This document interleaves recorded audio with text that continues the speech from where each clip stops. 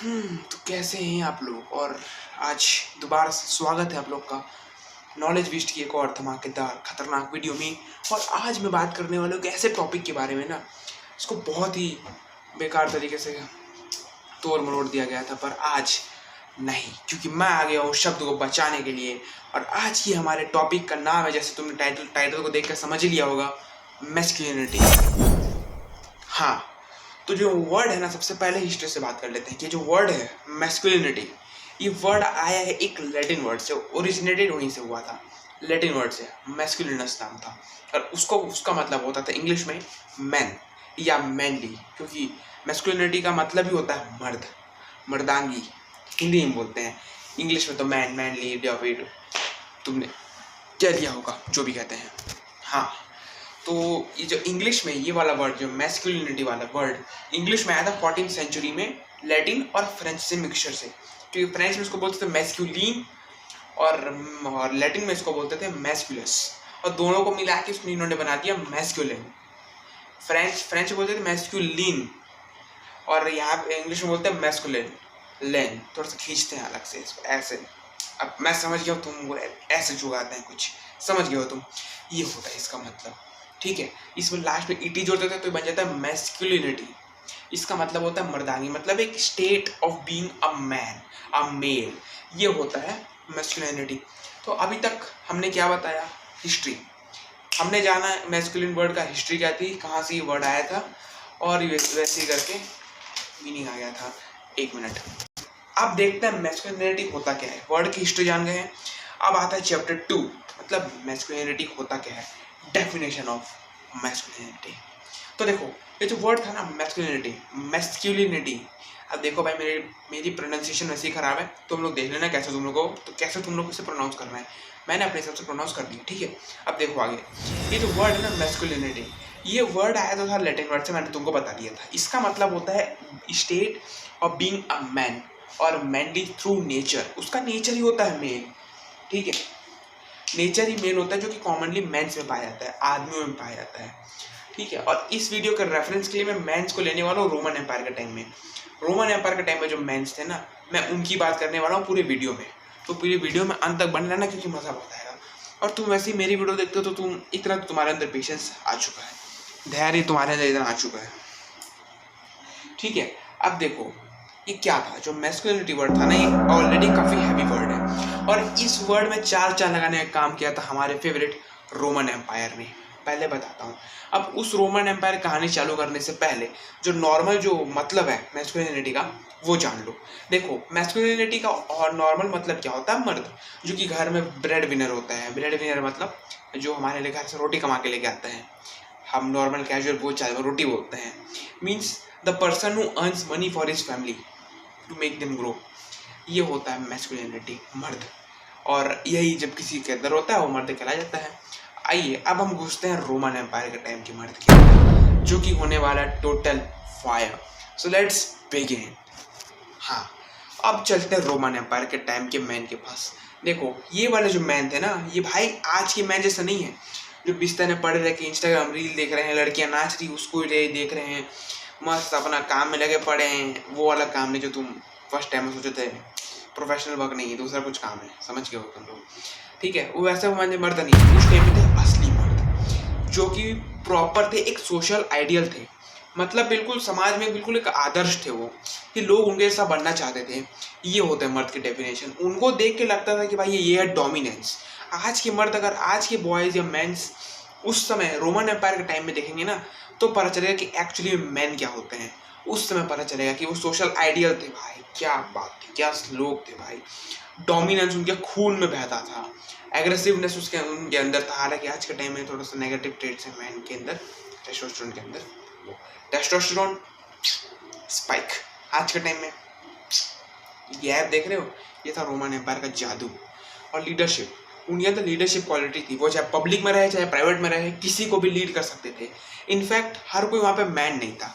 वहाँ पे मैन होने का मतलब है एलीट रिस्पॉन्सिबिलिटी, एक एडल्ट फ्री मैन जो कहीं पे भी जा सकता था, ठीक है। मैं जो असली मैस्कुलिनिटी की बात कर रहा हूँ ना, वहाँ पे मर्द तो थे, पर उनके अलग अलग बिरादरी थी। बेसिकली तीन ही बिरादरी थी। पहले आते थे स्लेव्स, मतलब गुलाम, जो उनकी गुलामी करते थे भाई, हिंदी वर्ड है गुलाम, ये समझ गए होगे। First one is slaves. Second one is आते हैं नॉर्मल मैन, जो कि नॉर्मल मैन मैन नहीं कहलाते थे, वहाँ पे मैन थे पर मैस्कुलिनिटी का जो दर्जा था, जो ऑर्डर था, जो पोस्ट थी, वो उन्हें नहीं मिली थी। और नंबर वन पे आते हैं हमारे मैन, जिसका मैंने एग्जांपल तुमको दिया, जो असली डोमिनेंस, जो असली एग्रेसिवनेस, लीडरशिप क्वालिटी जो उनके अंदर थी, ये थे मैन। एक्चुअली में मैन, इन्हीं को एलीट माना जाता था, यही फ्री मैन थे, कहीं पे भी जा सकते थे बिना किसी के परमिशन के। और एक्चुअली में जो मैन का दर्जा था ना, वो इन्हीं को प्राप्त था, मैस्कुलिनिटी इन्हीं को बोलते थे। उसके नहीं जाता था नॉर्मल मैन, और सबसे नहीं जाता था स्लेव्स। स्लेव्स की कोई इज्जत नहीं थी बेसिकली। ये बात करते हैं इस वीडियो के लास्ट में विमेंस के बारे में बात करेंगे, विमेंस की क्या रिस्पेक्ट थी, विमेंस का क्या रोल था। अभी मैस्कुलिनिटी की बात चल रही है, मेन टॉपिक उसी के ऊपर है, तो उसी के ऊपर और आगे बात करते हैं। रोमन एम्पायर के टाइम में ना, जो मैन थे ना, वो पावर डायनेमिक्स से उनको रिलीज किया जाता था, मतलब रिलेट किया जाता था कि हाँ ये बंदा है तो पावरफुल बंदा होने वाला है। उस समय मैन की डेफिनेशन ही अलग थी। आज की जो मैन की डेफिनेशन है वो अलग है, उस समय की मैन की डेफिनेशन थी वो टोटली अलग थी, क्योंकि रोमन एम्पायर में मैस्कुलिनिटी को एक आइडियल मैस्कुलिनिटी माना जाता है। समझ रहे हो? अच्छे ट्रेड जो रोमन एम्पायर के मैन में थे, कुछ गुड ट्रेड्स, ठीक है। पहला तो चीज था पावर एंड डोमिनेंस। भाई असली मर्द अगर तुम देखना चाहते हो ना, तो रोमन एम्पायर, हिस्ट्री की बुक्स उठाओ, उनमें देखो कि कैसे रोमन एम्पायर भाई one of the baddest empire on his time था भाई। सबसे ज़्यादा पावरफुल एम्पायर अगर कोई था भाई तो रोमन एम्पायर था भाई। तुम सागे मेरे को बोलते बोलते yes, it's actually the most powerful empire in the history according to me. I am not criticising someone, मैं किसी को गलत नहीं बोल रहा हूँ, किसी को सही नहीं बोल रहा हूँ, मैं बस अपना पॉइंट ऑफ व्यू रख रहा हूँ, ठीक है, गलत मत समझना। अपना पॉइंट ऑफ व्यू रख रहा हूँ। मेरे हिसाब से, मैंने अब तक जितनी हिस्ट्री पढ़ी है उसके हिसाब से रोमन एम्पायर बेस्ट एम्पायर था, मतलब काफ़ी पावरफुल एम्पायर था। हालांकि तबाह भी कुछ हो गया, तो उसके पीछे भी अलग कहानी, कमेंट लिख देना अगर तुम्हें चाहिए होगा तो रोमन एम्पायर की भी अपनी अलग कहानी थी, और उसी तरीके से ये भी कहानी है कि मैंस इनके मैंस थे। पहली बात बता दिया भाई, इनके मैंस का कंट्रोल अच्छा था, ये लोग इमोशनल कंट्रोल कर लेते थे। बेसिकली पावर से लोग फेमस थे कि इनकी पावर काफ़ी अच्छी है, कि हर जगह, मतलब वो फिजिकल पावर तो थी साथ में, कि ही किसी कब्जे में, किसी पर्टिकुलर एरिया में माहौल गर्म कर देना, मतलब अपना दबदबा जमा लेना। The dominance of themselves is the most dominating thing there, ठीक है। सेकंड आते हैं उनके वर्च्यूज, मतलब उनके वैल्यूज बहुत बड़े थे, वो लोग काफ़ी करेजियस थे, ठीक है। कुछ बोलने से लोग शर्माते नहीं थे, नो मैटर विमेन हो, नो मैटर मैन हो, अदर मैंस हो, नो मैटर कितनी ही भीड़ हो, वो लोग शर्माते कभी नहीं थे। जो उनके मन में आता था वो लोग वही बोलते थे, और यही होते हैं मैंस। रोमन एम्पायर के टाइम में मैंस यही होते थे, वो लोग शर्माते नहीं थे भैया कि कौन मेरे को क्या बोलेगा, कैसे हो जाएगा, नहीं। उनके वैल्यूज बहुत अच्छे थे, उनको पता है भाई, वो लोग फुल कॉन्फिडेंस में रहते थे, फुल चौड़ में रहते थे कि भैया मैं बोलूँगा तो मैं बोलूँगा और सब सुनेंगे भी। कुछ कारण थे, मैंने बताया था, वो एक्चुअली मैन थे। They got the post name masculinity. उस समय मैस्कुलिनिटी बहुत ज़्यादा वर्ड, बहुत हैवी वर्ड था।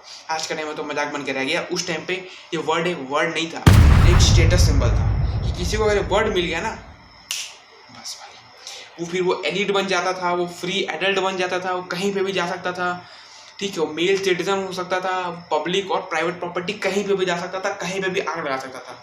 सही वाली आग नहीं, अपने बातों से, उसका करिश्मा ही कुछ ऐसा था। ओके, नाउ आता है थर्ड पॉइंट, रेपुटेशन।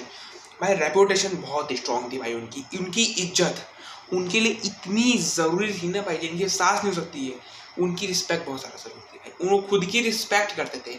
बोलते हैं ना लोग कि पहले अगर तुम चाहते हो कि बाकी तुम्हारी रिस्पेक्ट करें, तो पहले खुद की रिस्पेक्ट करो। First respect yourself then to expect from others. तो पहले खुद की रिस्पेक्ट करो, फिर दूसरे की रिस्पेक्ट करो। इसी नज़रिए से वो लोग अपना चलते थे, वो लोग खुद की बहुत इज्जत करते थे, इसीलिए लोग भी उनकी इज्जत करते थे।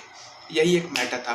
प्लस इमोशन सप्रेशन वहाँ पे बहुत ज़्यादा चलता था, मतलब इमोशन भाई, किसी को सैड सिचुएशन है ना, लोग रोते नहीं थे वहाँ पे, मतलब रोना आता था उनको, इंसान वो भी हालांकि, पर वो लोग अपने इमोशन को सप्रेस करके रखते थे, समझ रहे हो, दबा के रखते थे, ऐसे दबा के रखते थे इमोशन को, क्योंकि उस समय इमोशन को बाहर लाना as a man, as a masculinity एक वल्नरेबल चीज़ थी, मतलब सबसे कमजोर चीज़ थी। ये कम विमेंस करती थी उस टाइम पे, अपने इमोशनल सप्रेस नहीं कर सकती थी, वहाँ पे इमोशनल दबा नहीं सकती थी। उनको रोना है वहीं रो देगी, उनको हंसना है वहीं हंस देगी, ऐसा सीन था। पर उस समय मैस्कुलिनिटी का यही मतलब था भाई, इमोशंस हैं उसको सप्रेस करके रखो। अगर तुम इमोशन निकालोगे तो भाई सबसे बड़ी चीज़, वो मैन नहीं रहेंगे फिर। अगर भाई उनको किसी दुखद सिचुएशन है, if there is a sad situation and if a masculine man is crying, then वो बहुत बड़ा क्राइम होता था, उसको मैन होने से निकाल दिया जाता था। ये कहीं ना कहीं उनके मन में छोटा सा डर रहता था, इस चक्कर में वो लोग इमोशन को सप्रेस करके लगते थे, और ये काफ़ी डोमिनेंट फील होता था, ये भी था। और एक चौथी चीज़ थी उनका बॉडी पोस्चर। भाई बॉडी पोस्चर तो उनका बॉडी पोस्चर के चक्कर में ही उनका कॉन्फिडेंस हमेशा हाई रहता था। आज का टाइम ऐसा थोड़ी है हेलो गाइस सारे चालू कर लेते हैं, नहीं, उनका कॉन्फिडेंस एक नंबर था। वो कॉन्फिडेंस ही था जिसके चक्कर में वो लोग आराम से मैस्कुलिनिटी को अचीव कर पाते थे। पोस्चर ही था जिससे लोग डरते थे उनसे, जिससे लोग डोमिनेंस फील कर पाते थे उनके आसपास, और वो भी खुद एक डोमिनेंट पर्सनैलिटी फील कर पाते थे। फिर अब देखो ये थे मेंस के बारे में। अब बात करते हैं मॉडर्न मैस्कुलिनिटी। मॉडर्न मैस्कुलिनिटी अब भी सेम है, कुछ डेफिनेशन बदल गए हैं। जैसे इमोशनल ओपननेस, इमोशन सप्रेशन जो था रोमन एम्पायर के टाइम में, वो इमोशन ओपननेस में बदल गया था कि अब वो ओपन हो सकते हैं लोग, अब आराम से अपनी इमोशन को दिखा सकते हैं। हाँ ट्रेड्स अभी भी हैं, बस अब आज के टाइम में पावरफुल किसको बोलते हैं? जो अपनी इमोशन को अच्छे तरीके से एक्सप्रेस कर पाता है, अच्छे तरीके से दिखा पाता है, उसको बोलते हैं आज के टाइम में पावरफुल।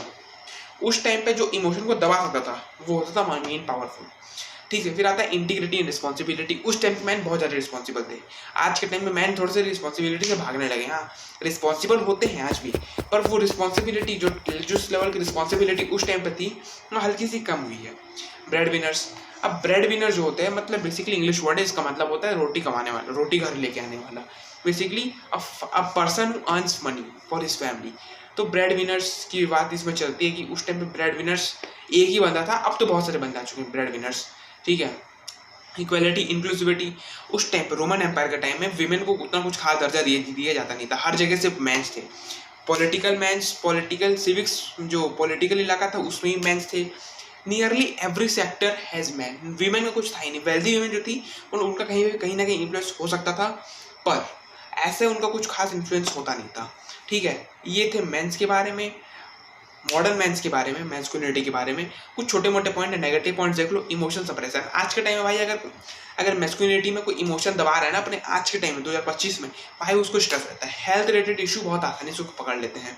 रिजिड जेंडर रूल्स है भाई, अगर तुझको पिंक पसंद है ना तो तू लड़का नहीं है, इस टाइप से रिजिड जेंडर रूल्स है, जिसके चक्कर में भाई बॉयज फील बेकार फील करते हैं। ऐसा नहीं कि सब फील करते हैं, कुछ कुछ होते हैं अंदर से कमज़ोर, वो लोग ऐसा फील करते हैं। मैं ऐसा नहीं बोल रहा सभी कमज़ोर है, सिर्फ बता रहा हूँ, ज्ञान दे रहा हूँ। ठीक है, फिर आता है क्या बोलते हैं, एग्रेशन एंड वायलेंस। मतलब आज के टाइम में ना ज़्यादा कबीर सिंह बनने के सोच रखते हैं लोग कि कबीर सिंह बनूंगा, सब फोड़ दूंगा, सब फाड़ दूंगा, ऐसे लोग करते हैं, पर ये भी नेगेटिव साइड है। और आखिरी आता है इकोनॉमिक एंजाइटी। भाई आजकल लोग पैसा नहीं कमाते, उसके लिए भी लोगों को टेंशन हो जाती है, कॉमन है भाई। टीनेजर्स में 18 अंडर 18 वाले लोग बहुत जल्दी टेंशन में आ जाते हैं कि भाई कैसे काम करूँगा, भाई काम नहीं होगा, भाई निपट जाऊँगा, ऐसे बहुत दिक्कत रहता है इन लोग को।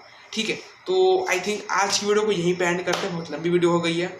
और ये थी मैस्कुलिनिटी के बारे में, विमेंस के बारे में बात नहीं कर पाया, कोई नहीं, इसका पार्ट 2 भी लेके आएंगे और इसमें विमेंस के बारे में बात करेंगे और भी अगर डीप में अगर जाएंगे। अगर तुम लोग कमेंट करोगे इस वीडियो में, अगर तुम कमेंट करोगे और बोले कि हाँ भाई मैस्कुलिनिटी को पार्ट 2 चाहिए, प्लस मेरे को तुम चाहते हो कि मैं मैस्कुलिनिटी के बारे में और भी कुछ डीप बातें बताऊँ, वो भी कमेंट डाउन कर देना, उसके बारे में भी चर्चा करेंगे। और मिलते हैं अगली ऐसी धमाकेदार वीडियो में, तब तक के लिए बाय। और हाँ, चैनल को सब्सक्राइब जरूर कर देना और लाइक करके जाना। बाय।